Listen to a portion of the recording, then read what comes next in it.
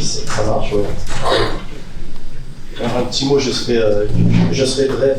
Alors, FIP a très bien rappelé la situation critique dans laquelle nous nous trouvons. Un démantèlement progressif de nos droits sous prétexte d'économie, tout cela pour rembourser une dette qu'ils ont eux-mêmes contractée.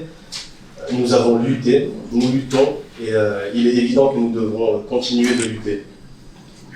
Si j'ai un souhait à l'image de ce célèbre discours américain « I have a dream », c'est que nous nous battions tous ensemble et que nos luttes convergent. Ensemble, nous sommes plus forts. Et je sais que nous pouvons compter sur un bureau toujours disponible à notre écoute. Dans la vie, je travaille dans cette grande famille qui est la sécurité sociale et plus précisément à la branche famille, à la caisse d'allocation familiale de l'Isère. Mais soyons honnêtes, pour les salariés, la situation est loin d'être satisfaisante. Imaginez répondre à un mail d'un allocataire en plein mois de décembre en pull et bonnet alors qu'il l'a écrit en plein mois d'août sous le soleil en maillot de bain. Cela illustre bien notre réalité et un manque criant de moyens. Nous étions en sous-effectif l'année dernière et aujourd'hui nous sommes toujours en sous-effectif.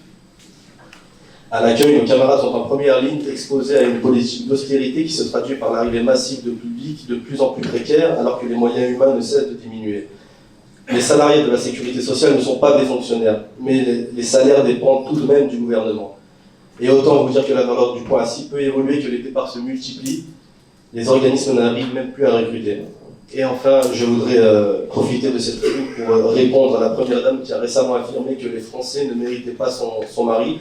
Et je veux dire que pour une fois, je suis d'accord avec elle. En effet, nous méritons bien mieux, nos camarades. Nous méritons bien mieux.